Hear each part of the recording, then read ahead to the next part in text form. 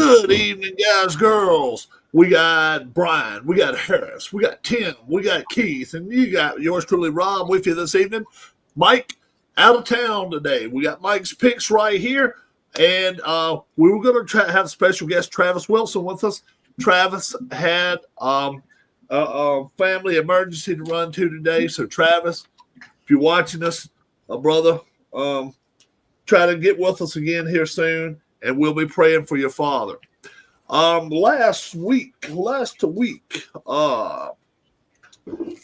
we did not have any college type games, but we did have locks. I'll tell you our lock picks in a little while, and our over unders and our picks for the week. But we're just going to go straight to Brian right now with the Orange Bowl. The Orange Bowl, Notre Dame, a 2-point favorite, playing against Penn State. 45 is the total. Tell us what you like, Brian. All right, Notre Dame, their defense is a little bit banged up, and their main running back, Jeremiah Love, has been banged up or sick for a couple of weeks. He has not been used very much. This number 2 running back has been decent for them. But their field goal kicking is poor, and their the wide receivers, Riley Leonard doesn't really have a go-to wide receiver. Penn State, on the other hand, I think they've got a little more talent on offense. I see Notre Dame as being a little more physical. Franklin has to lose this bugaboo of losing against top 5 teams. He has a very poor record against top 5 teams. Abdu Carter should be a full go. Penn State does not have explosive teams plays. So in this game, I'm picking Notre Dame to lose to Penn State 21-17. 21, 17, 38. So you're picking Penn State. Brian is, and he's going with the under. We go to Harris. All that said, I'm going Notre Dame 31, Penn State 21. 31-21. That is 52 points. Harris will take Notre Dame, and he will go with the over. Tim. And I will join Harrison on Overtown, but I will not go as high. I'll say Notre Dame 27, Penn State 23. 27-23. That is Tim taking Notre Dame and going with the over. Keith. Oh man, this one's a hard one. I could go either way. I mean, being banged up isn't a good thing to do. All right, Keith, you can tell us about that after the show if you want to. Wrong platform. I was reading something that said the coach for Notre Dame really outcoached Kirby Smart. I don't know if anybody else feels that way. I agree with that. I'm gonna go with Penn State. I just don't trust Notre Dame this late in the playoffs. 23-17. 23-17 is 40. Keith will go with Penn State in the under. Michael sent me in his picks. He's got Notre Dame 31, Penn State 13, so 44 points. Mike goes with Notre Dame and the under. I got to put the under on there for him. I like Notre Dame's running game just a little bit better than I do Penn State's. I think it's going to be a heck of a game. I think it's going to come down to the last possession. I think maybe I got more scoring than anybody has. 34-30. Notre Dame over Penn State. So that will be Rob taking the Notre Dame and the over. We go to Harris now, the Cotton Bowl, Friday evening. I want to say this is starting, 7:30. 7:30 Eastern. 7:45. Yeah, 7:45 Eastern time kickoff, I think. Somewhere I write that down. I'm We got sure. Ohio State. Ohio State is a 6-point favorite against Texas. with a 53.5 point over-under. Have at it, Harris. Yeah, I'm showing 7:30 kickoff, by the way. Yeah. I picked these guys long ago to get to the national championship game. I'm going to stay with Texas. We're going to go. Well, 31-30, Texas. 31-30. So Harris takes Texas. Win it. Harris takes Texas and big time over. Tim.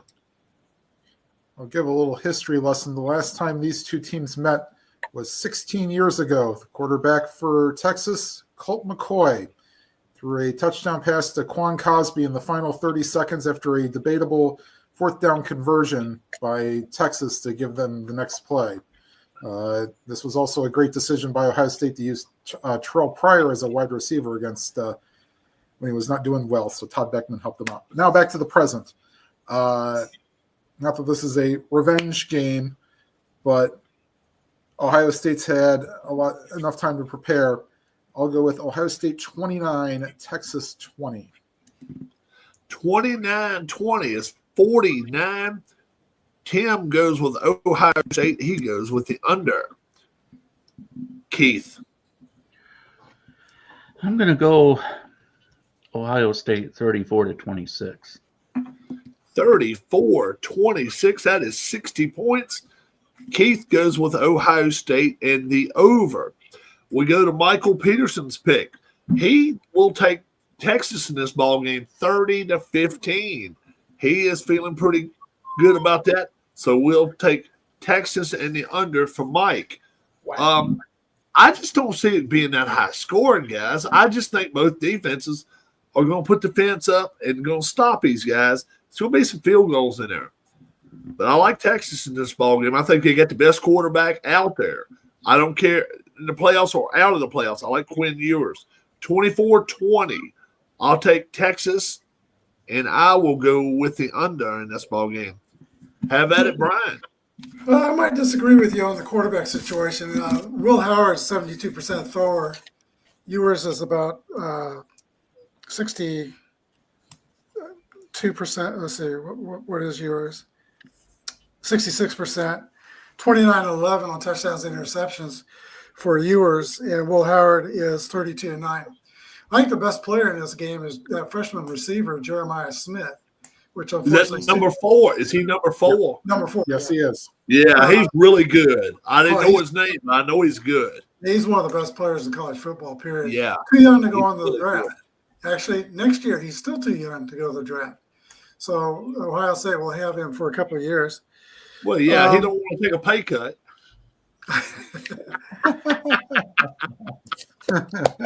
Oh my God! Okay, that's wrong me saying that, but hey, Texas kind of worries me. I think it is going to be a fairly close game, but their defense kind of wore down a little bit against Arizona State at the end of the game.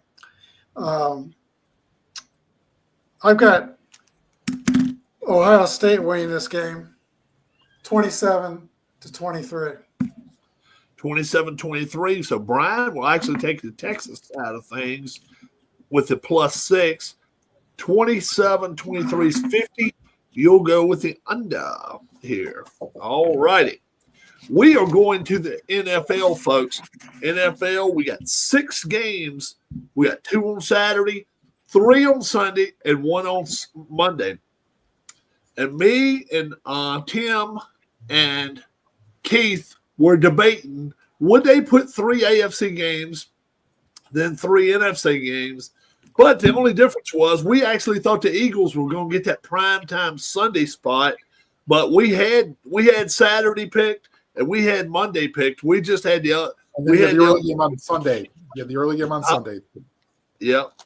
So Commanders and Bucks end up getting that primetime spot on NBC. The one game that you won't get on regular television, the prime video game, will be the Steelers Ravens, and that will be Saturday evening. To be fair, and I have not seen this, twitch.tv/Prime Video may get you the game without having a Prime subscription. All right. Not for certain, Very but cool. they have it during the regular season, but not sure about the playoffs. If they do, I will be watching. If not, I will not be watching. This week, our Against the Spread guys, Keith got 6 right. Harris got 7. Rob and Mike got 8. Brian got 9. Tim, 11 right. So that is an awesome week right there. We went 3-3 with locks. We won't talk about them so much because we just really stunk a joint up on the locks. Over-unders for the week. Nobody really stood out. Well, Tim got 7. I got 7. Keith got 8. Mike got 9. Harris got 8. Brian got 9. So our over-unders for the week was not the greatest, but look, think about this. Broncos Chiefs, 38-0, over under 38.5. So, okay, you're at least hoping to see somebody score a damn field goal or something for the other team, but it did not happen. So we're ready to go to Tim for Saturday evening. It's just a 4:00 start, I think. And I think this is a CBS telecasted game. Chargers, 3-point favorites against the Texans, 42 and a hook. Boy, I'm glad you said the hook there, Rob, because I'm right up against it. The thing is, I think that the Chargers can control this game a little bit. I think they have enough with Dobbins and their running game and their short passing game. And I'm going to not say it. So McConkey will be your X factor in this game. It's been very good for the Chargers over the year. And then with Palmer and another wide receiver, they do enough. And the Texans, while they did have their blowout of the Browns last year, not coming in the same, high that they were last year. I'll go with the Chargers 26-16. 26-16 looks like 42 all day long. Tim will take Chargers, and he'll go under by the half point. Keith. Yeah, I don't see it being a blowout. And I just feel like Harbaugh is probably going to get a win here. Dicker might have a good day for the Chargers. 23-20. They'll squeak by. Chargers 3-point favorites. Oh, shoot. 23-17. Then. 23-17 is 40. So Keith will take Chargers, and he will go under the total. Michael likes the Chargers pretty stout in this ball game. He says 28-10. Chargers win this ball game. So he takes Chargers and the under. You look at these two teams, I'll tell you what, they were not real good against playoff teams this year. Chargers were 2-5 against playoff teams, and the Texans were 1-5 against playoff teams this year. So they didn't really fare well against that. But the thing that really has got to get you wondering is Texans in the last 7 games were 1-6. That's got to make you wonder where the hell they're at. I don't trust the Texans in this ball game at all. I think the Chargers win this game 26-13. I will go. That's 39. So Rob will take Chargers, and I will go under the total. Tell us why we're wrong, Brian. I'm kind of liking the Chargers too. The LA Chargers. They're going to have Dobbins back. There's going to be a lot of high percentage passing from Hebert, and I think they'll keep moving the ball. I think their 2 tackles can handle those rush ends for Houston. Walt and Slater, I think they can handle them. Gus Edwards, their big back, is injured, so they signed Zeke Elliott up from the Cowboys this week. Houston, Stroud's been sacked 52 times this year. That's a lot of sacks. Well, I think cars going on over there. I think that the Chargers are going to be all over him. I've got Chargers 22, Houston 17. 22-17 is 39. So Brian likes Chargers and under. Tell us why we're all wrong, Harris. Nobody in hell wrong here. You know how I feel with this hardball. This is the right hardball. 27-17 Chargers. 27-17 is 44. So he's actually Harris is going to take Chargers, and he's going to go over the total by that little bit. Saturday night's game. Keith, 8 o'clock. I think it's an 8:05 start here. Steelers going to the Ravens. Third time's a charm, or is it not? Ravens are a 10-point favorite in this ball game. 43 and a hook. This is on Prime Video. Have at it, Keith. Well, Steelers have certainly not been playing real well as of late. Wilson seems like the magic's kind of gone on hold for a while, at least. I don't know if he can find it again.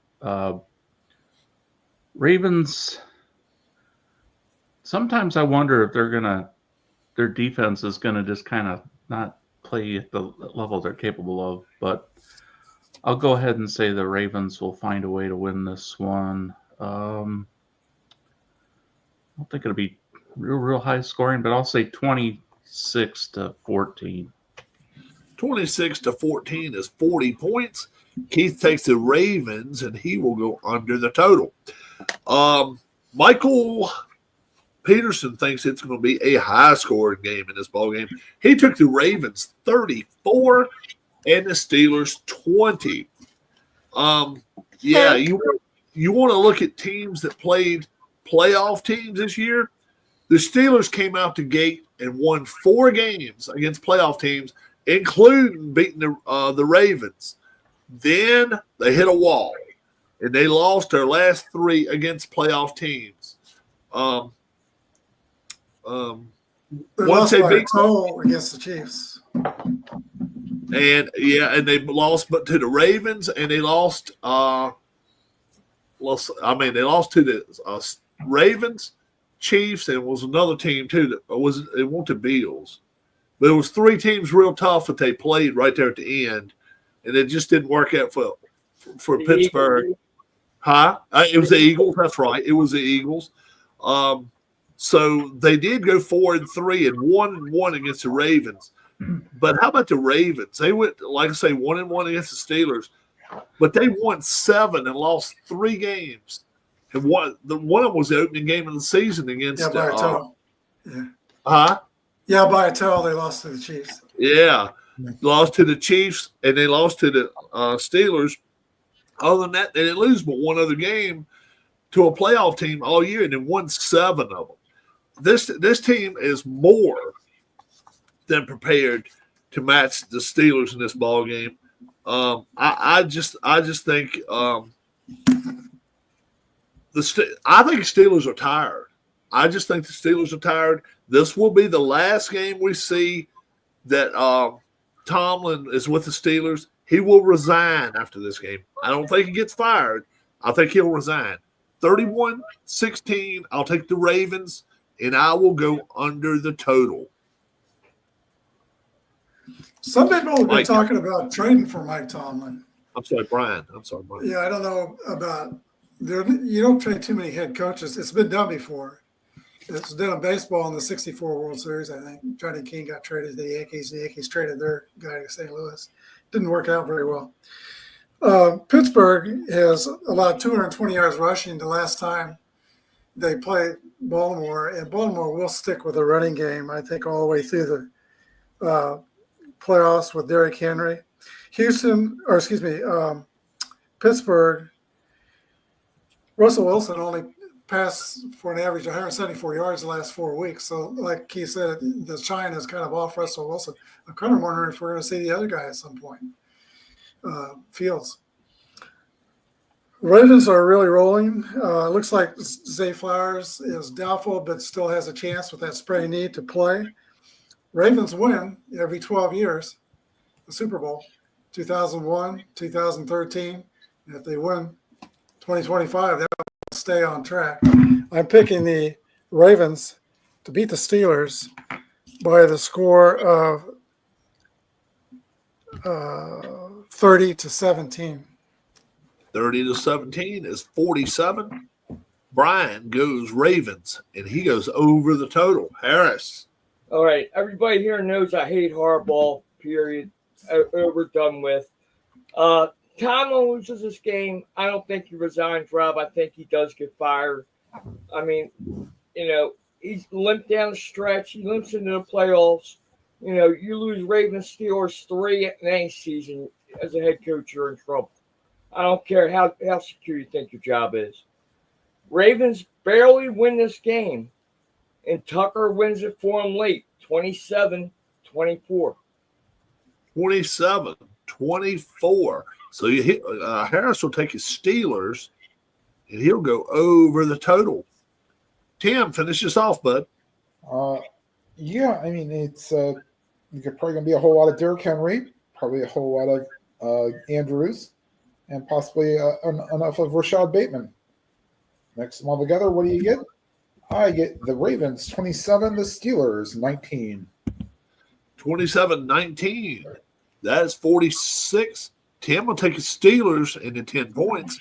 Go over the total. Over the total. All right. Coming to me, let's see, is that right? Yeah. Coming to me now. Sunday's matchup, the Broncos and the Bills. This is going to be a CBS game. It'll be one of two that CBS gets. Bills are 9-point favorites. 47 flat is the score for this game. And Michael said he likes the Buffalo Bills to pull out to win and cover 9 points, 30-20. So Mike goes with the Bills and the over.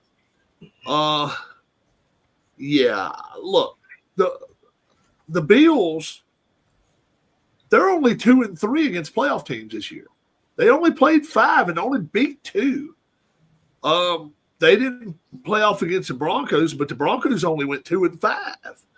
These teams, I'm not sure they're not a little bit overrated. I realize the Bills beat their division, but hell, their division was nothing anyway. I mean, when the best team in your division you playing is the Dolphins, you don't have a hell of a lot going on. It's not like in North.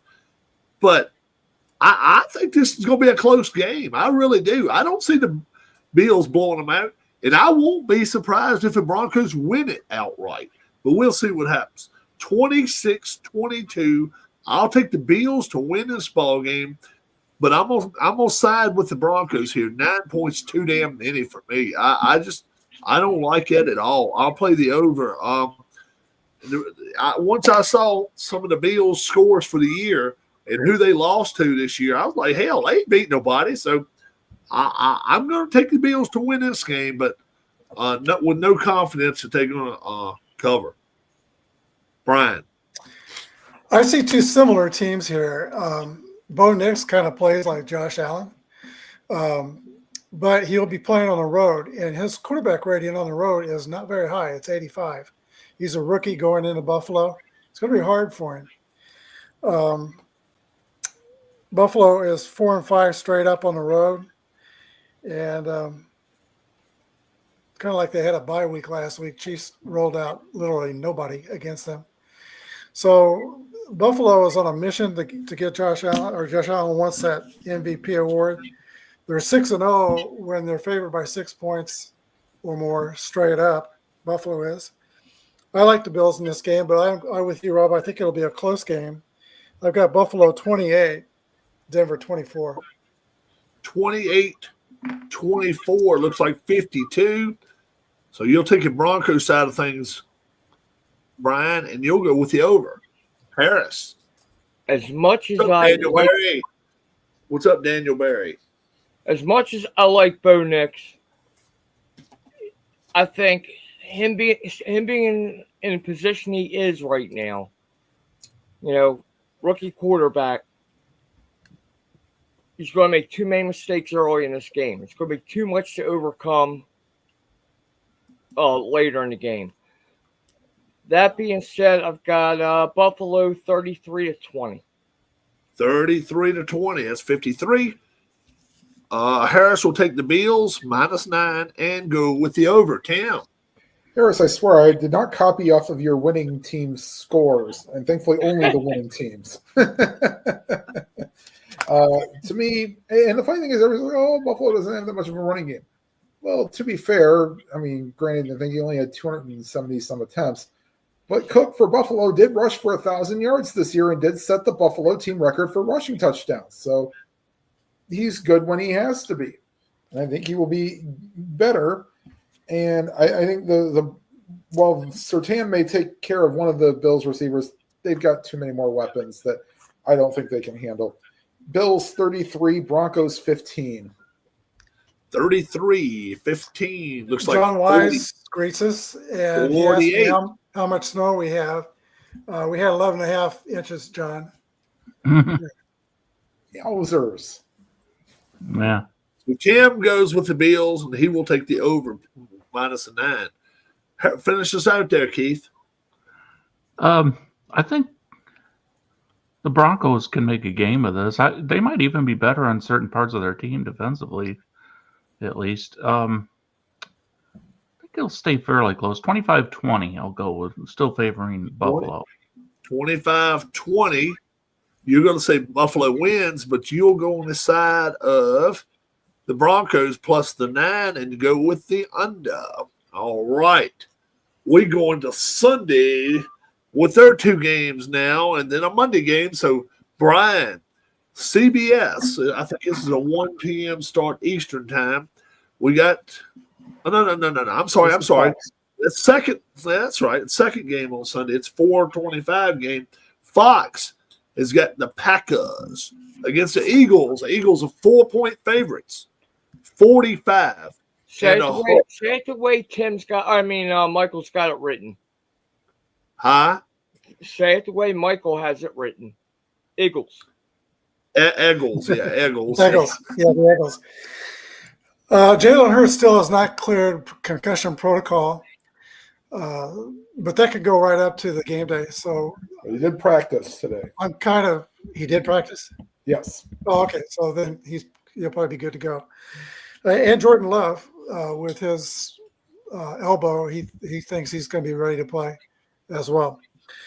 Christian Watson will not be ready to play. He has a ACL. He's done for the playoffs.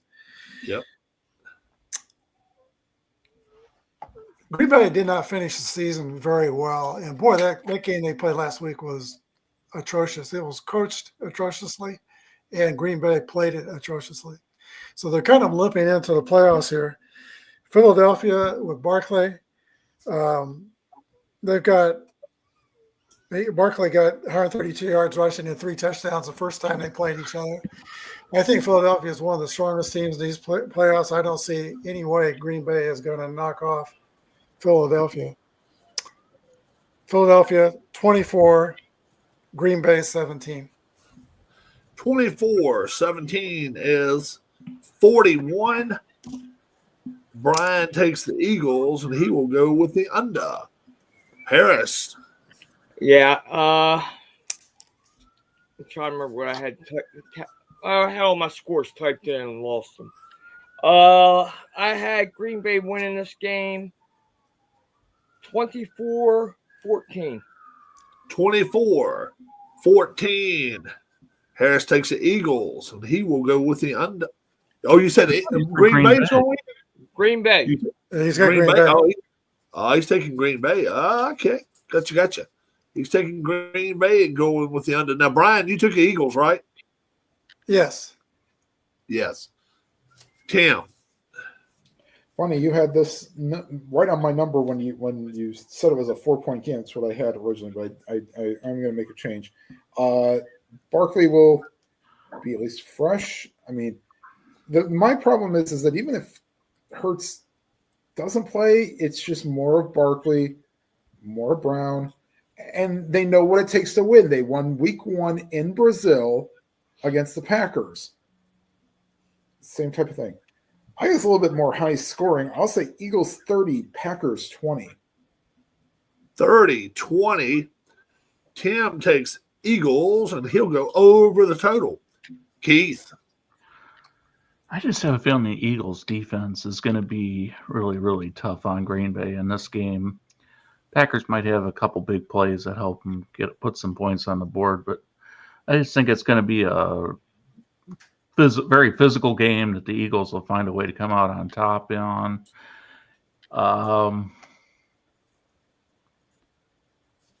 That tush push might be hard on Green Bay a couple times too.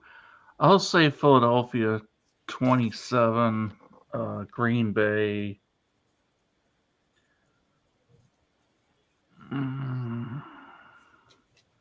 17.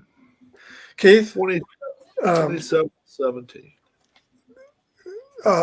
Would the Eagles still do a tush push with Hurts coming off a concussion so recently? Kind of a question in my mind if they would still do that. Well, they might I not think have.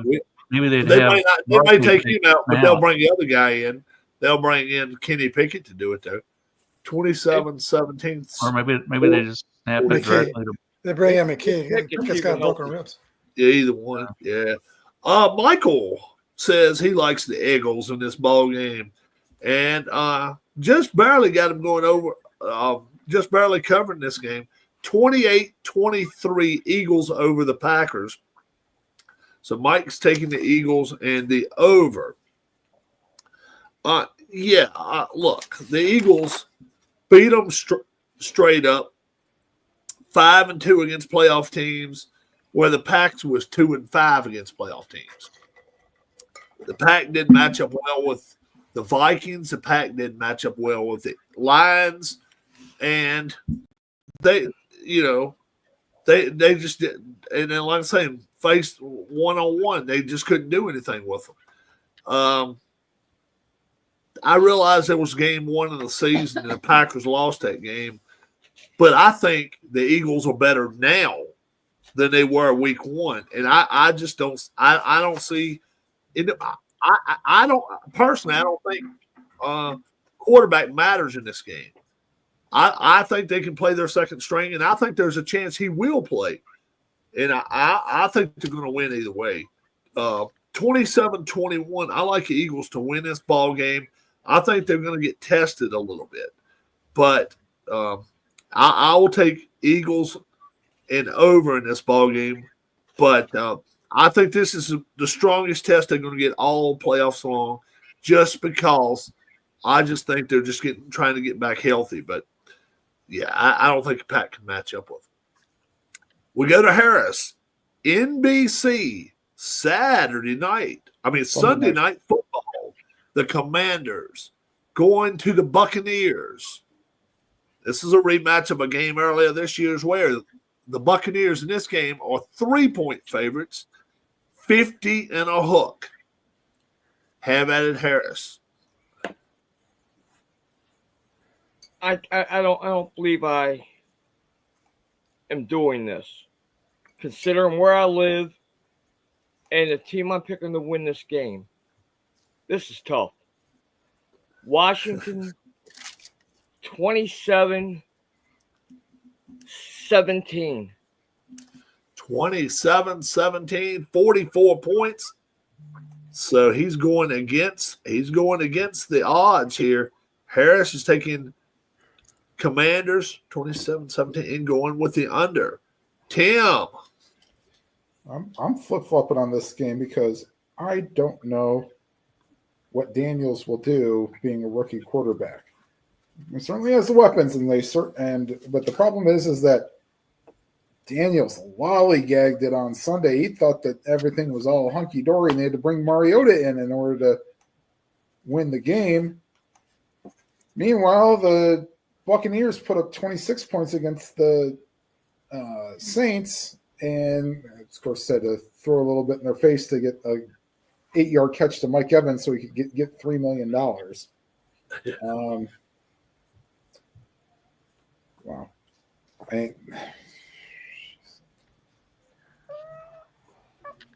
All right. I think here's what I'm going to take for the final. Buccaneers 27, Commanders 20. 27-20, 47 points. Tim takes the Bucks.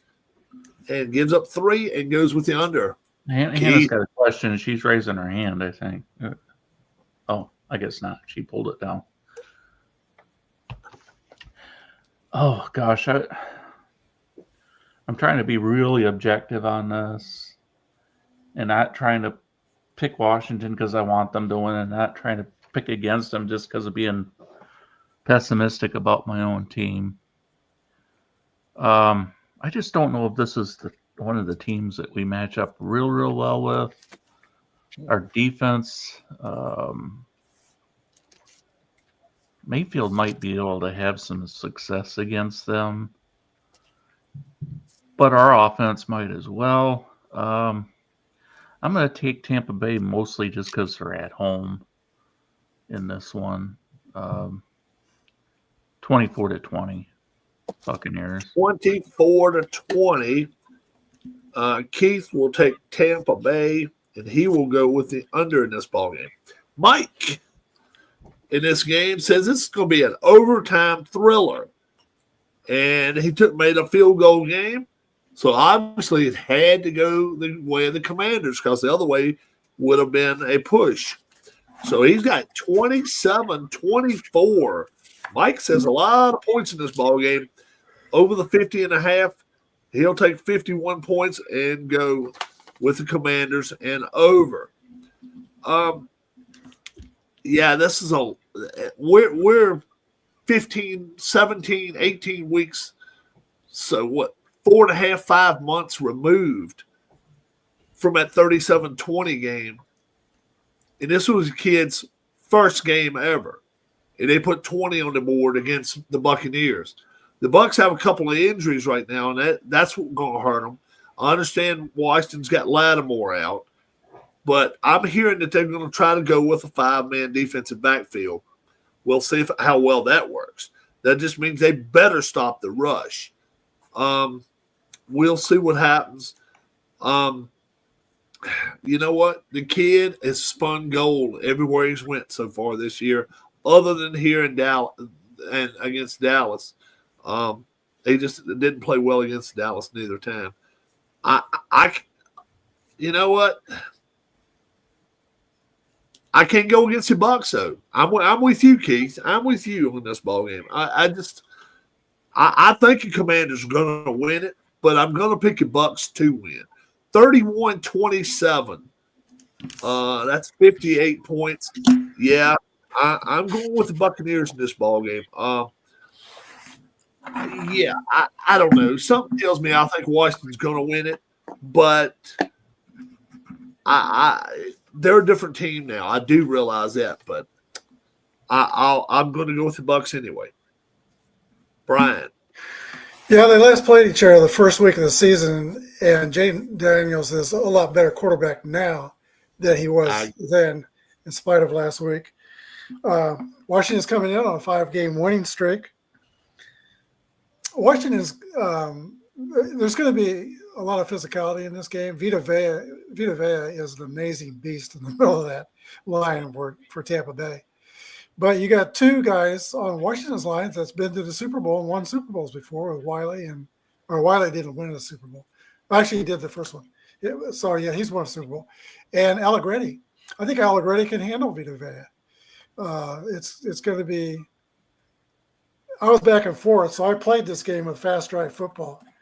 And what I came out was Tampa winning this game 26-24 in my fast drive game. But Tampa's missing 2 safeties in the position group. And like I said, they're going to play 5 defensive backs to try to cover up for that. But it's going to be tough for Jaden Daniels to come in on the road and still keep doing what he's been doing. I got Tampa winning a close one, 26-24. 26-24.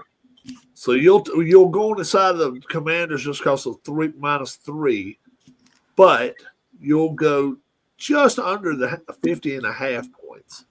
All right. Monday Night Football. Tim, we're coming to you, brother. The Vikings after stinking up last Sunday night. They stunk your joint up. They're going to make a travel out to Sophie and the Rams. The Vikings are 1.5 favorite in this ball game, 48 flat. So watch your totals here. 48 flat is the total. Tim have added. Yeah, it's essentially the Vikings' good defense, and God, you hope Darnold that wasn't. I mean, I don't think the Rams can put up as much pressure as the Lions did, and the Lions got a huge rush of adrenaline when Anzalone came back for some reason. I still think they're going to fare better. Ramsey's about the only cornerback, and I think he's maybe a little older now. They'll find a way to win. I got the Viking, and I think the Vikings will win. I'll go with 24-19. 24-19. 43. Tim goes Vikings, and he will go with the under. We go to Keith. I'm sorry, Keith. Yeah.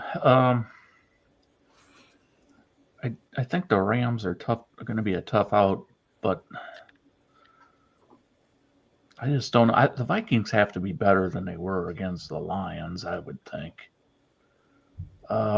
Rams need to have a more balanced offense than what they've had. So that could be their downfall. I'll go with Minnesota. Darnold, or however it's pronounced, has really played well this year. It hasn't. I don't think it's just a fluke. I mean, he's done it all year long. And Minnesota, I'll pick them, but I think the Rams could be a team that could move all the way to the conference championship game if they can get rolling with their receivers. And so I'm not going to go real high scoring. I'll say 24-20. Minnesota. 24-20. All right. That is 44. That you take Minnesota, so Keith takes Minnesota and the under. Yeah, I didn't get Mike's pick. Mike told me Minnesota, and then he said the Vikings, so he didn't give me the Rams either side on that deal. But these two teams played earlier in the year. They played in Week 8 in L.A., and L.A. beat them 30-20 in that ball game. But the difference is the Rams have got a couple of injuries now since that time, and they have not played as well since. They are 2-3 against playoff teams, while the Vikings are only 3-3 against playoff teams. And like I say, the head-to-head goes to the Rams in this ball game. I just something tells me the Vikings show up for this game. I don't know why. It looks like divisionally the Vikings just freeze, but they're going on the road to Sophie. They're going to be inside a dome. It's going to be a late evening game going to night game for them. So the sun's not going to bother you through those damn windows there. I hate that. But, yeah, I just think if Vikings win the ball game, I think it's going to be under the total 31-25. I'll take the Vikings, and I will go with the under here. What was the over-under in this game? 48. 31-25 is 56. Oh, yeah, 50. Oh, yeah, you're right, 56. I will go over the total then. You're right, 56. Thank you for adding for me there. Brian. Yeah, the Rams beat them 30-20, but then Minnesota came back and went on a 9-game winning streak after that. So, it didn't affect him. Sam Darnold has been terrific this year, but in 3 or 4 games when he's been bad, he was really bad. Last week was one of those games, 18-41. And what's the difference there? Well, the difference is Detroit put a lot of pressure on him. And the Rams can get after your quarterback as well with Jared Verse.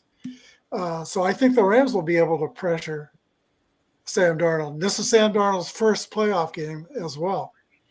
So when he's had his past bad games, he's kind of bounced back. But I'm not sure he's bouncing back this time. I think I'm leaning toward the Rams to win this game.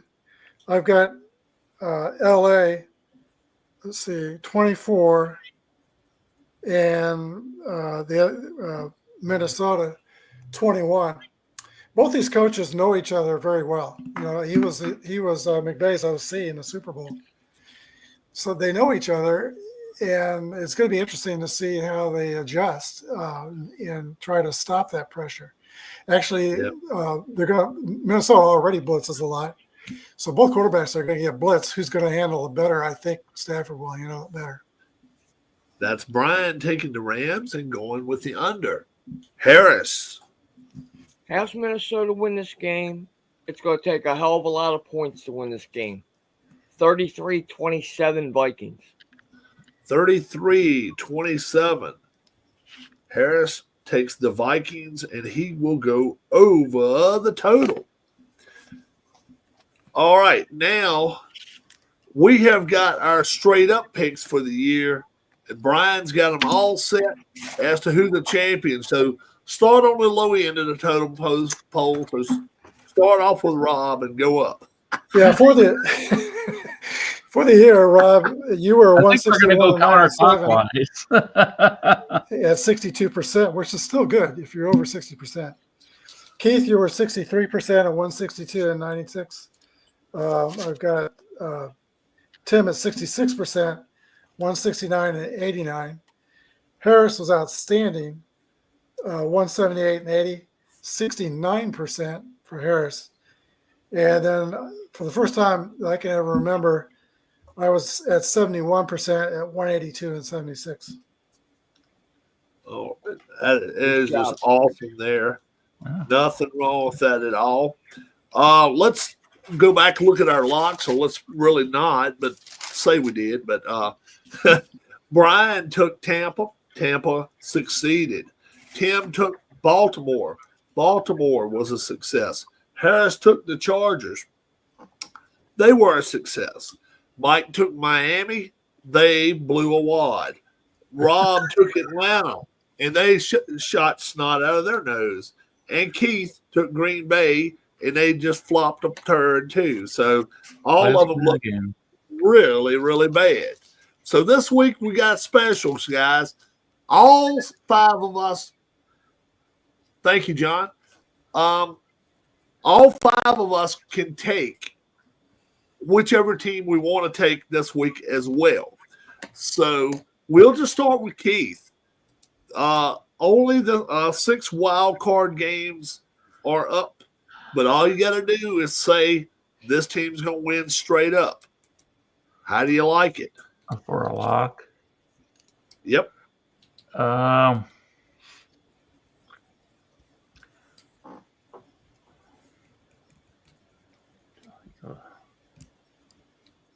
I guess for me, it's going to be the Ravens. The Ravens. Keith says he'll take Baltimore, and he likes them as his lock. Tim, who's going to be your lock this week? Oh, I'm kind of torn. I might go with one that might be a little bit under the radar. But I'll take the Chargers. Okay. Tim says L.A. Chargers. And we go to Harris. I'm going to go with Buffalo. Harris is going with Buffalo. The Bills. Brian. I thought everybody was going to take Baltimore, but that's definitely my choice. I'm taking Baltimore. Brian is taking Baltimore. And you know what? I'm surprised no one's taken the Eagles yet, but being where they're at with their quarterback, I just don't know where I would stand with that one. Yeah, Tim is taking the Chargers. wow, their defense is kind of I don't trust them a lot, but I do trust them to win the ball game, go on the road and all. The Ravens scare me just because they're playing a team that everybody knows in the Steelers. The Steelers can be 10-point dogs and they can still win a ball game. Yeah, it's a division game. Yeah, and I can't go with Buffalo. I just can't do it. One thing we haven't talked about with Baltimore, their defense the last 6 weeks has been tops in the NFL. Yeah, they've really played well. They've stopped the passes from going anywhere.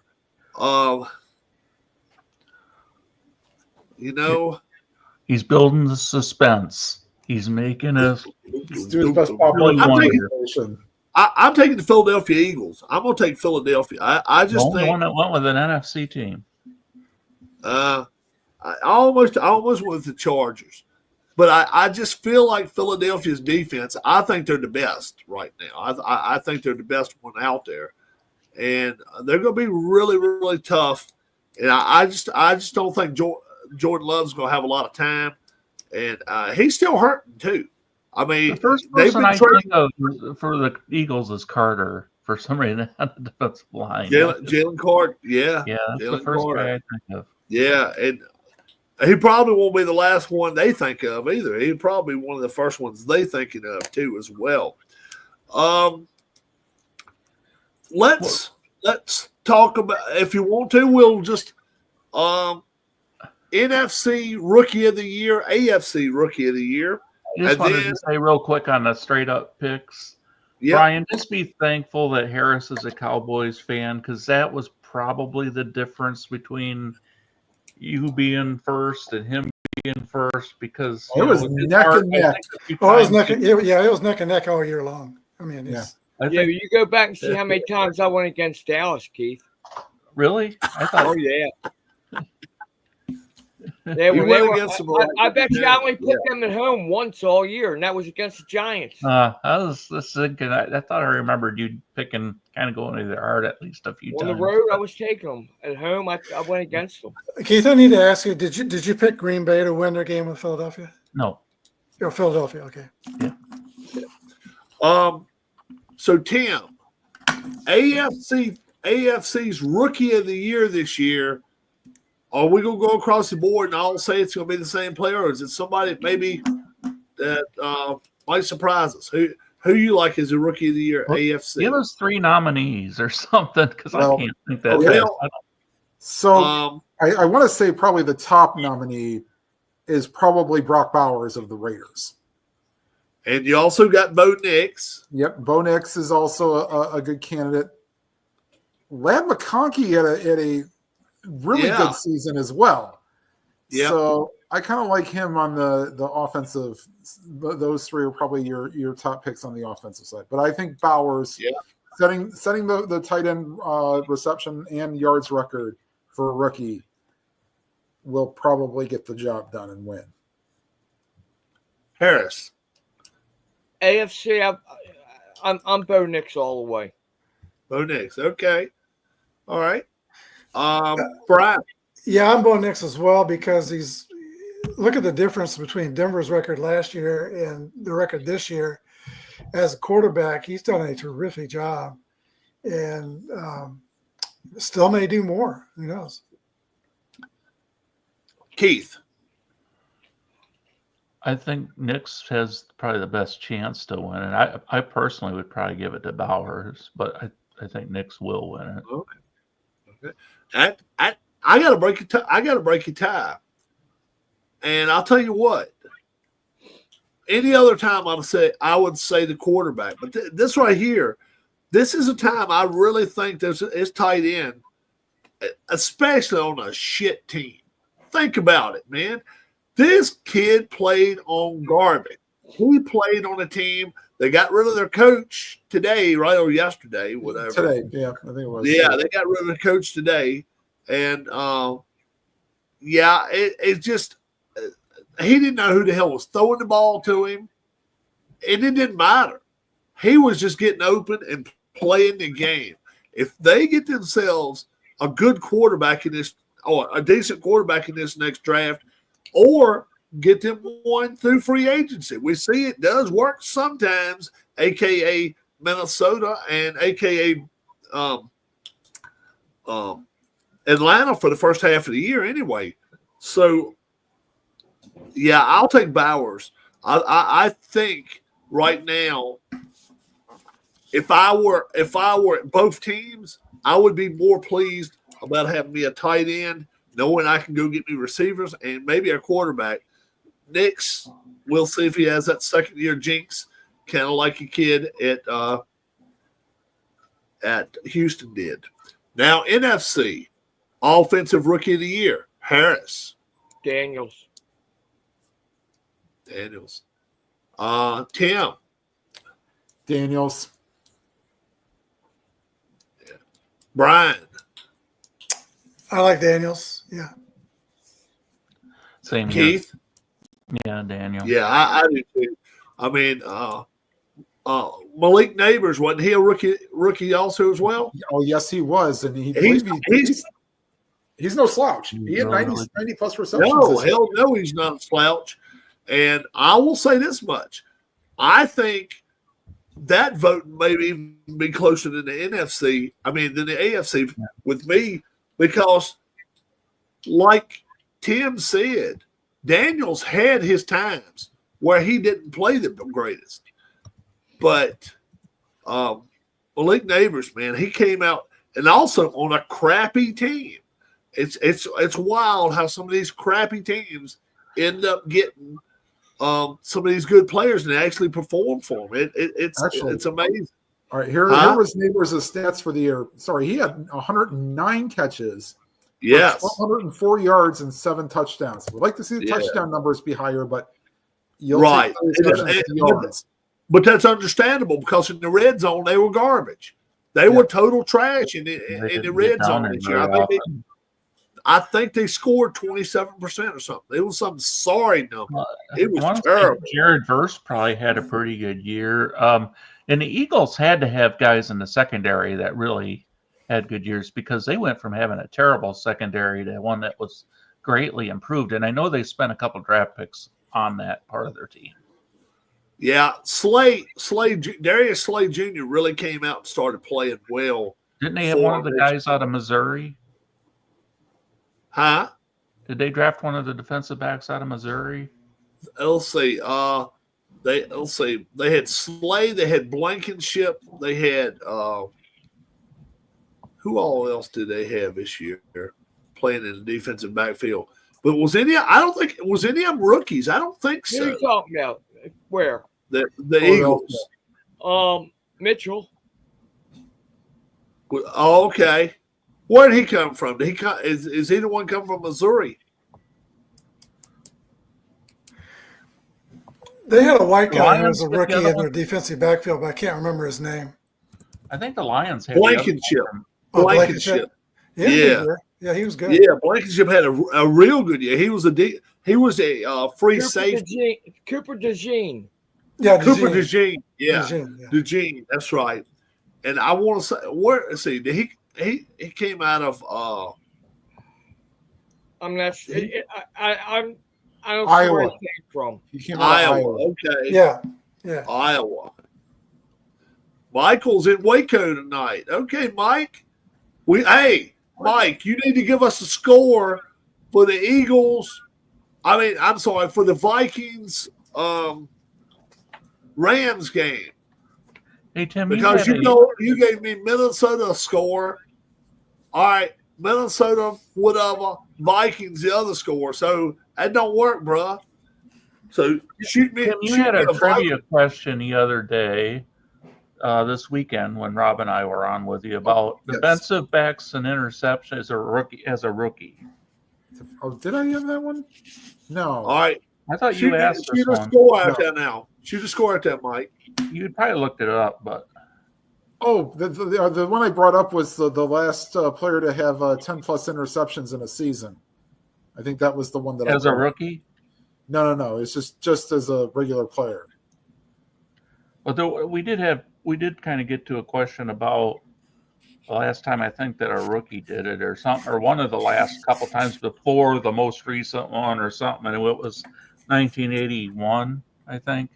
Hold on, I think hold on. I don't. If it is probably before I got on, but He got 11. Got himself 11 that year. Anybody know who got 11? You got the Vikings winning that game, Rob. Yep. Shoot us a score, Mike. Shoot us a score, Mike. We yes, we did bring that up. Yes, we did. Whatever yes, we did bring that up. You're right. Now that I remember it, yep. I know, Mike. You like the Vikings over the Rams. You got to put me a score up there. Okay. Yes, we did go over this, and I remember it now. Yes, we did. Okay. I know you're talking about too. 27-20. All right. So, Brian, Mike Peterson's going to take 27-20 Vikings. Gotcha. All right. So, I like him. At least we That got puts me that. on an island for that game. I'm the only one that took the Rams. Yeah, you are. Is it? Yeah, I do remember who we was talking about the other day that had 11 picks in 1981 and was a rookie and led the league in interceptions. Yep, I remember it now too. Harris should know that. What year? 1981. 1981. Gosh, I can't remember 2011. You want me to remember 1981 right now? Well, you should. You I should be able probably to remember it. Not Brian, not Keith, and He's not also Tim. remembered for one of the most memorable plays in the. Yeah. Think about your team, brother. Think about your team. Yeah. They played well. They played well that year. Oh,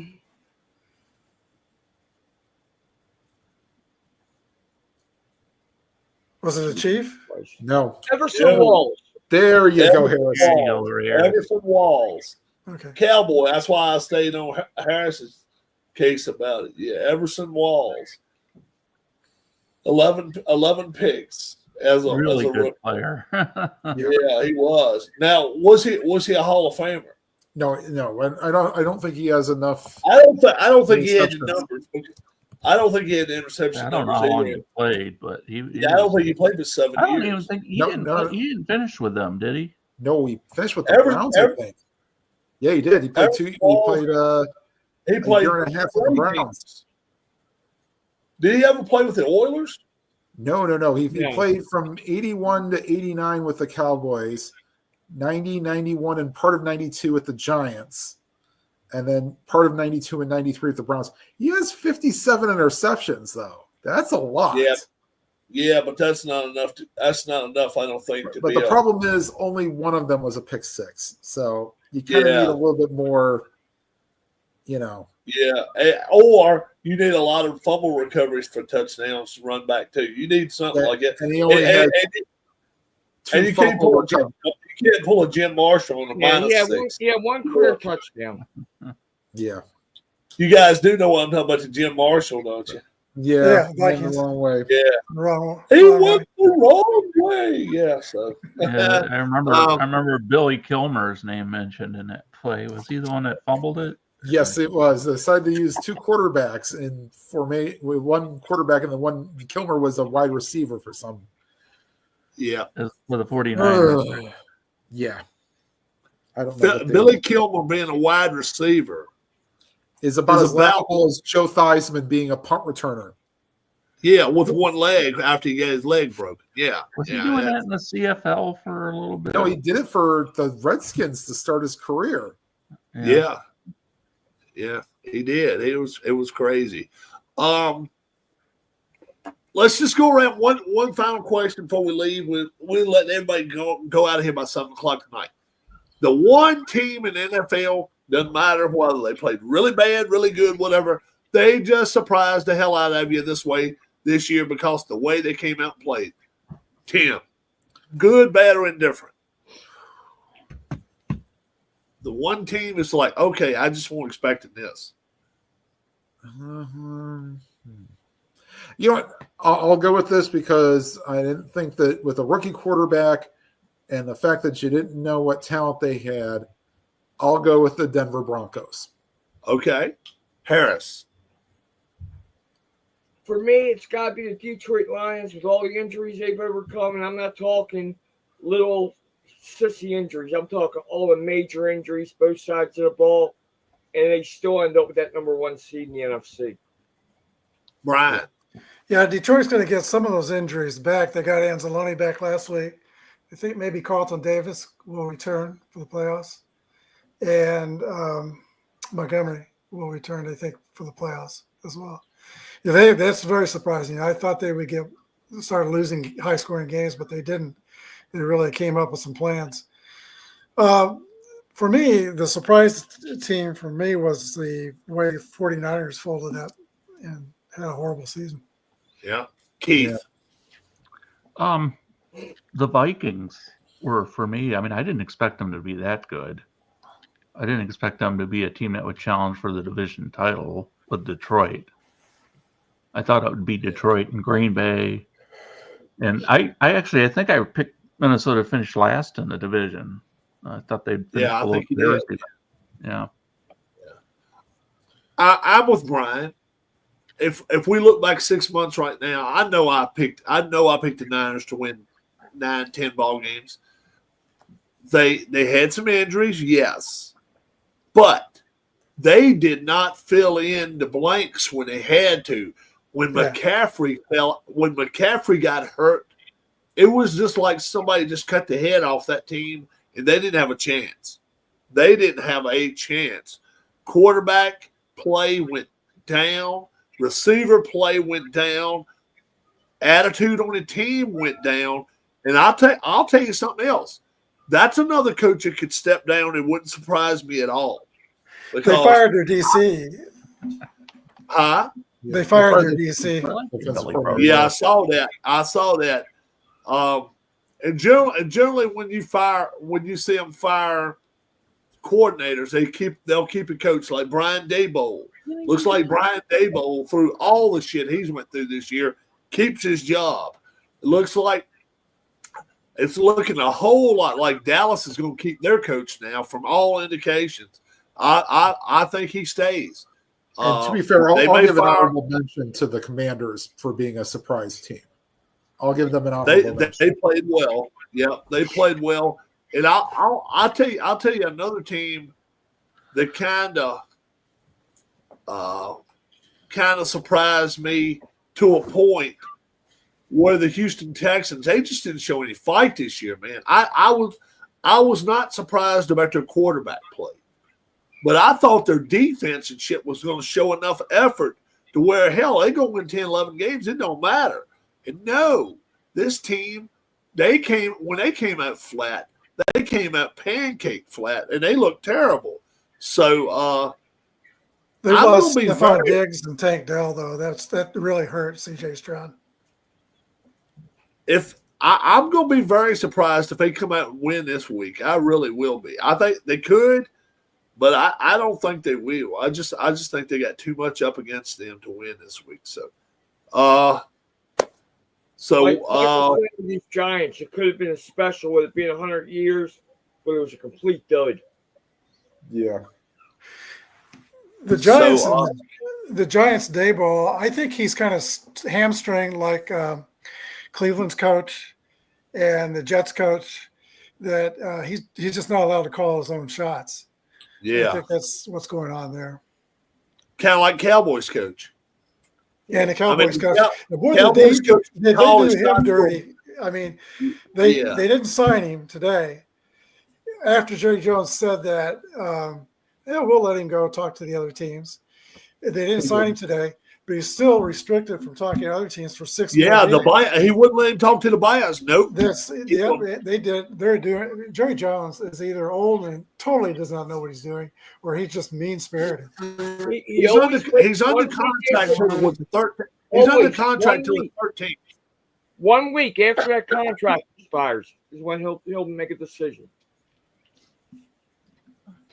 They got him under contract till the 13th, I think, is the date. The contract expired today. Yeah, but he still has restricted for 6 more days. He's restricted though. He still can't go. If Tomlin is with the with somebody else next year, where do you think it'll be? Wow, that Vegas. now the only reason I say no is because Tom Brady. He and Tom Brady aren't the tightest. Jacksonville. Exactly. Jacksonville. Perfect. Jacksonville will work for him because he likes to play golf too. He's a big golfer. I can't think of no other place. New England. You know what? What I are just the think April. it's already got their coach. any But chance the that would be Bengals a would hell of a say, fit. That would be oh, a heck of a fit. any chance the Bengals would say, oh, okay, we'll fire our coach now since he's available? And There could be a few teams that I don't fire the think coach if he comes available. if he became available, let's say they lose Saturday. It's Saturday. Monday, they got rid of their coach, or he quit and said he would like to look at future pastures. You can damn well bet there would be at least minimum 5 teams that would be on the hook, ready to call him. And I'm not going to say it wouldn't be some playoff teams that wouldn't do it. I'm what the telling you, Dolphins? Houston. I think Houston could do it. I think D'Amico Ryans is on. I think he's on a hot seat. Dolphins. Yeah, I think so. McDaniel.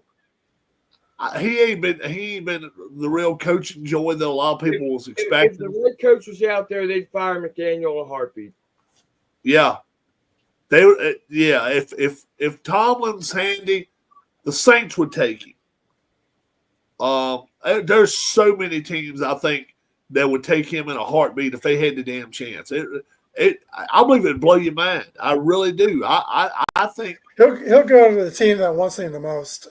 He wants to go to a team that he'll be celebrated, not tolerated. right. I'll tell you a team that if they didn't like their coach, Green Bay would be the perfect fit for him because Green Bay is a fan-friendly type community, and like they kind of own the team and stuff. So if it didn't work out with their current coach, LaFleur, though. huh? I think they're happy with LaFleur, though. Oh, I think they are too. I think LaFleur does some stupid shit though, but I think there's a lot I of agree. Yeah, LaFleur is not the smartest. He's not the smartest. anymore. Yeah, he's not the smartest rock on the block at all. I wouldn't want him as my coach, that's for sure. But that that being said, if Andy Reid wins a 3rd Super Bowl, he might step down, and then I could see the Chiefs. But I just don't know. I just don't know if Tomlin would walk in to a place to where the steps is right here already. I think he would rather step into a place that's even an 8, 9, 10 win season team where he can make them better. I don't know. This is already his 18th year coaching, isn't it? Something like that. Yeah. Yep. He's won every year, but the problem is his playoff record now stinks. That's why I could see him going to Kansas City. He wants to improve their playoff record. I'll tell. I don't think he would go college, but that would be something too if you really wanted to talk about it. Can you imagine if he stepped in where James Franklin's at now? I think Penn State is up to here. I think they're up to here with James Franklin. If they lose, I don't see Tomlin on the recruiting trail like I don't either. But if Franklin loses to Penn State, to Ohio State again, especially if it's a national championship game, I think he's gone. I really do. I think they'll fire his ass. That's just my pick. I just think, I don't think he would go to the Bears, Mike. I think the Bears got way too many things. Did Mike have an opinion on AFC and NFC Rookie of the Year? Or anybody in the chat have an opinion on it? I don't know. Yeah. Throw us up in chat there. AFC Rookie of the Year. Who you like? And then MVP. Hey, hell, we never even said who we thought our MVP was this year. Brian.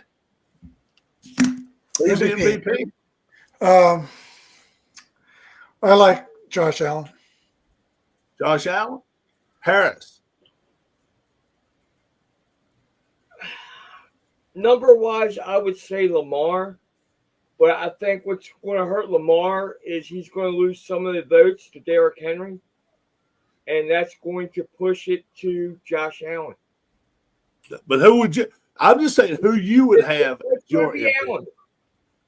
Okay, but you would have Allen as your I would pick. say Lamar. Oh, Lamar. Okay, that's what I want to. Tim, who would be your pick? Yeah, it's going to be real close, but I mean the fact that he threw less than 5 interceptions. I'm just saying who your pick is, not who you think is your pick. Lamar Jackson. Lamar Jackson. Okay, Keith. Gosh. If you got the only pick, your deciding factor. This is MVP is. I would probably give it to Derrick Henry. I would too. I'm with you, brother. I'm with you too. You don't see 2,000 yards getting run every year and all that type of stuff. Well, but I'll admit, he came close. That would be Saquon. Saquon Barkley could have got it too. Yeah, you're right. Saquon Barkley's just got a little more offense beside him too. The only problem with Lamar is that he gets a little tight in the playoffs. Yeah. He's got a losing playoff record. So does Josh Allen. Josh Allen has a losing playoff record as well. But Lamar Chase. But guys, I'm taking off. But Triple Crown. see you next week. Have a good All night. right, there, Keith. All right, Keith. Michael Peterson says Jackson is his MVP. Tomlinson to Atlanta. He has a young quarterback. He can groom. We're not going to talk about grooming tonight, especially with no Keith and no Allen here. But yeah, he likes Jackson. I do. I like him running back myself. Yeah, so. Chase is another good, strong candidate too in Cincinnati. Yeah. But I kind of like Atlanta's coach. I think he's going to be safe at Atlanta. I think so too. Yeah. I watched the last game I was watching, and Penix made a mistake, and Penix's head went like this, and you could see the coach mouth to him, "Get your head up." In other words, we got another play to run. I think he's a good leader. I think he's the right guy for them. I'm with you. I think he's. He won't talking him down, but he was letting him know. Yeah. None of this frowning shit. Yeah, I'm with you. So the college games. Don't forget, guys. College games come on tomorrow night, Friday night.